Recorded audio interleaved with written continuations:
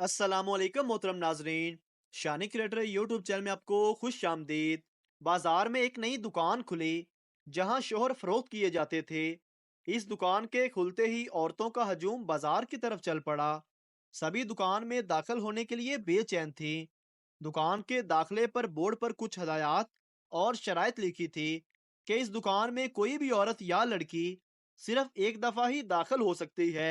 दुकान की 6 मंजिलें हैं और हर मंजिल पर शोहरों की अकसाम के बारे में लिखा हुआ है। खरीदार औरत किसी भी मंजिल से शोहर का इंतखाब कर सकती है, मगर एक बार ऊपर जाने के बाद फिर से नीचे नहीं आ सकती, सिवाय बाहर निकल जाने के। एक खूबसूरत लड़की को दुकान में दाखिल होने का मौका मिला। पहली मंजिल के दरवाजे पर लिखा था कि इस मंजिल के शोहर अच्छे रोजगार वाले और अल्लाह वाले हैं। लड़की आगे बढ़ गई। दूसरी मंजिल के दरवाजे पर लिखा था कि इस मंजिल के शोहर रोजगार वाले, अल्लाह वाले हैं और बच्चों को पसंद भी करते हैं। लड़की फिर आगे बढ़ गई।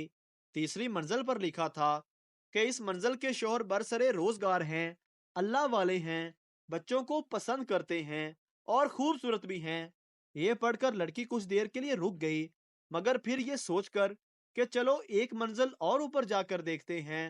चौथी मंजिल के दरवाजे पर लिखा था कि इस मंजिल के शोर बरसरे रोजगार हैं, अल्लाह वाले हैं, बच्चों को पसंद करते हैं, खूबसूरत भी हैं और घर के कामों में मदद भी करते हैं। ये पढ़कर लड़की को गस्सा आने लगा।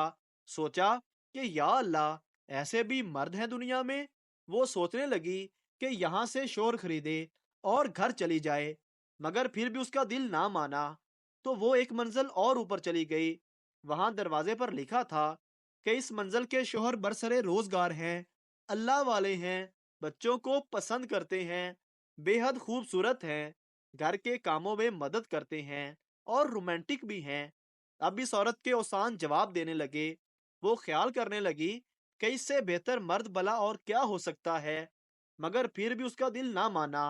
वो अगली मंजिल ऊपर चली आई।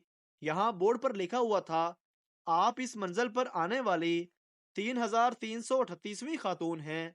इस मंजिल पर कोई भी शोहर नहीं है। ये मंजिल सिर्फ इसीलिए बनाई गई ताकि इस बात का सबूत दिया जा सके कि औरत को मुतमय्यन करना नामुमकिन है। हमारे स्टोर पर आने का शुक्रिया। ये सीढ़ियां बाहर की तरफ जाती हैं। सब्रो शुक्र करना सीखें और नमाज कायम करें।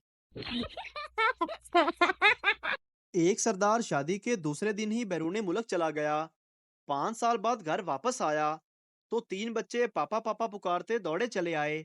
सरदार ने बीवी से पूछा, ये क्या है? बीवी बोली, आप मेरे लिए इतना अरसा परदेश काट कर आए, तो क्या मैं आपके लिए इतना भी नहीं कर सकती? शादी में दुल्हन का एक्स बॉयफ्रेंड भी हाजिर था। दुल्हन के बाप ने पूछा, जी आप कौन? लड़का बोला, जी मैं सेमीफाइनल में बाहिर हो गया था, अब फाइनल देखने आया हूँ। बेटे ने बाप के दफ्तर में दाखिल होते हुए कहा, बाबा क्या हाल है?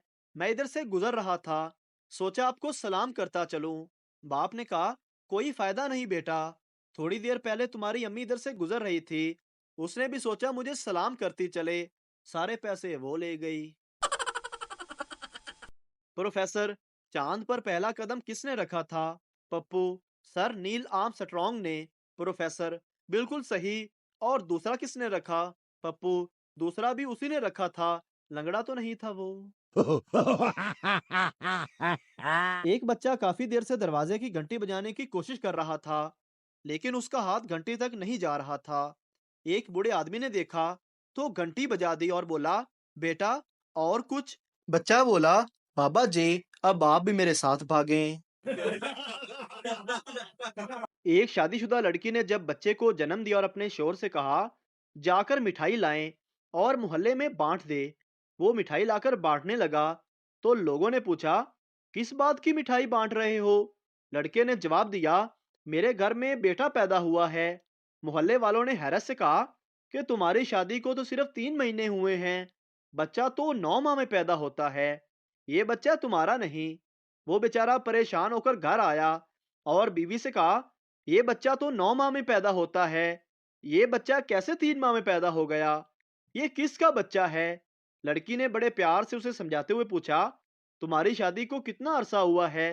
शौहर ने कहा 3 माह। बीवी बोली, मेरी शादी को कितना अरसा हुआ है? शौहर ने जवाब दिया 3 माह। बीवी ने फिर पूछा कि हम दोनों की शादी को कितना अरसा हुआ है? शौहर ने कहा 3 माह।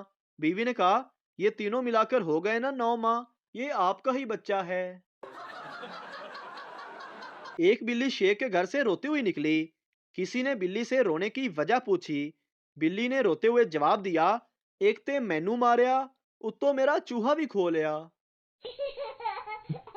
बड़ी सख्त सर्दी थी। एक बेवकूफ मुसलसल पानी भरे जा रहा था। एक साहिब ने पूछा, तुम सुबह से इतना पानी क्यों भर रहे हो? आखिर इतने पानी का क्या करोगे? बेवकूफ बोला, पानी बहुत ठंडा है, गर्मियों में काम आएगा। एक लड़की ने बस स्टॉप पर बहुत ही खूबसूरत नौजवान लड़के को देखा। वो उसके पास गई और बोली, आई लव यू। लड़के ने लड़की का दुपट्टा उसके सर पर रखा और बोला, अच्छे काम करो, ये फजूल बातें छोड़ो, ये इश्क मोहब्बत प्यार में कुछ नहीं रखा। मैं तुम्हें इस सादा कागज पर एक दुआ लिख कर दे रहा हूँ, इसे रोजाना रात सोने से पहले पढ़ना। बस आई और वो चला गया। शर्मिंदा लड़की ने जब कागज खोल के देखा तो उसमें लिखा हुआ था, अकल की अंधी, मुझे बस स्टॉप पे पिटवाना चाहती थी, पीछे मेरी बीवी खड़ी थी, ये मेरा नंबर सेव कर लो, और हाँ, आई लव यू टू। किराएदार ने आधी रात को माल के मकान का दरवाजा खटखटाया। माल के मकान नींद से बेदार होकर जल्दी से दरवाजे पर आया तो किराएदार बोला, मैं इस महीने का किराया अदा नहीं कर सकूंगा, मगर ये इतला देने का कौन सा वक्त है? माल के मकान गुस्से से बोला, तुम ये बात मुझे सुबह नहीं बता सकते थे? किराएदार बोला, वो तो ठीक है, मगर मैंने सोचा कि इस परेशानी में अकेला क्यों जागता फिरूं। मियाँ बीवी खरीदारी के लिए निकले तो बीवी ने कहा, कितनी हैरत की बात है, मेरे पास दुपट्टा है मगर सूट नहीं, अतर की शीशी है मगर अतर नहीं, सेट की अंगूठी है मगर हार और बूंदे नहीं। शोहर ने बड़े आराम से जवाब दिया, यही हाल मेरा भी है, मेरे पास जेब है मगर पैसे नहीं। कुछ दोस्तों ने मिलकर पार्टी की। फैसला हुआ कि हर दोस्त अपने घर से एक एक चीज लाएगा। एक दोस्त एक तरबूज ले आया, दूसरा दोस्त एक जूस का डब्बा ले आया, तीसरा एक बिस्किट का पैकेट ले आया, चौथा 1 किलो मिठाई ले आया, पांचवा शेक था, वो घर से अपने एक भाई को ले आया। मौत का फरिश्ता आया और कहने लगा, मैं तुम्हारे लिए आया हूँ। बंदे ने कहा, क्यों? मैं ठीक हूँ, खुश हूँ, सेहतमंद हूँ। फरिश्ता बोला, तुम अपना मोबाइल बगैर लॉक किए घर भूल आए हो और वो तुम्हारी बीवी के हाथ लग गया। बंदा, चल फिर चलिए। एक दफा मैंने गुस्से में बीवी को डांट दिया। बीवी बेचारी चुपचाप किचन में चली गई और कुछ देर बाद मेरे लिए गर्म दूध लेकर आई। मुझे एहसास हुआ कि मैंने गलत काम किया और कहा, सॉरी यार, मैंने गुस्से में बोल दिया, आइंदा ख्याल रखूंगा। तो बीवी दूध का गिलास उठाकर वापस जाने लगी। मैंने पूछा, अब क्या हुआ? कहने लगी, आपने सॉरी जो कर ली है, वरना मैं इसमें चूहे मार गोली डाल के लाई थी। एक चरसी चरस पी रहा था। उसका बाप आ गया। चरसी ने सिगरेट शर्ट की जेब में छुपा ली। बाप, तुम सिगरेट पी रहे थे? चरसी, नहीं तो अब्बू जी। बाप, तो फिर तुम्हारी शर्ट में से धुआं क्यों निकल रहा है? चरसी, आपने बात ही दिल जलाने वाली की है। एक साहब ने अपने घर की ऊपर वाली मंजिल एक फौजी जवान को किराए पर दी। इस घर की छत लकड़ी की थी। इसी वजह से फौजी के चलने फिरने की आवाजों से उनका ज़हनी सुकून दरम बरम होने लगा, जिस पर उन्होंने उससे शिकायत की। फौजी जवान ने माजरत करते हुए कहा, आइंदा वो सारा दिन बाहर रहेगा और सिर्फ रात को सोने के लिए घर आया करेगा, ताकि आप लोगों के आराम और सुकून में खलल ना पड़े। इस मुआहदे के बाद कुछ यूं हुआ कि फौजी साहब रात को देर से आते और बिस्तर पर बैठ के अपने भारी भरकम बूट उतार कर दूर कोने में फेंक देते, जिसकी वजह से सोए हुए माल के मकान की आंख खुल जाती और फिर काफी देर ख्वार होने के बाद दोबारा नींद आया करती। एक मर्तबा फिर इन फौजी साहब से मुज़ाकरात हुए तो उन्होंने माजरत करते हुए कहा, आइंदा वो बूट आराम से रखा करेंगे। चुनाचे उस रात जब फौजी जवान घर वापस आया तो एक जूता उतारकर जोर से कोने में फेंक दिया, मगर फौरन मुआहदा याद आया कि जूते तो आराम के साथ रखने थे। चुनाचे दूसरा जूता आराम से रख दिया। अगले दिन जब वो ड्यूटी पर जाने के लिए तैयार हुआ, तो उनके मालके मकान पूरी फैमिली समेत हाथ बांधे खड़े थे। फौजी ने दरियाफ्त किया, बुजुर्गवार, मैंने एक जूता गलती से फर्श पर फेंक दिया, मगर मुझे फौरी तौर पर याद आ गया और दूसरा जूता मैंने मुआहदे के मुताबिक आराम से रख दिया था। इस पर मालके मकान ने कहा, जनाब, आपकी बड़ी मेहरबानी, मगर हम सब लोग सारी रात दूसरे जूते की आवाज़ सुनने को तरस गए ताकि पुरस्कून होकर सो सकें। मोहतरम नाजरीन, अगर आपको हमारी वीडियो अच्छी लगी है तो हमारे चैनल को सब्सक्राइब ज़रूर कर दीजिए ताकि आपको इस तरह की और मज़ाया वीडियोस फौरी मिलती रहें।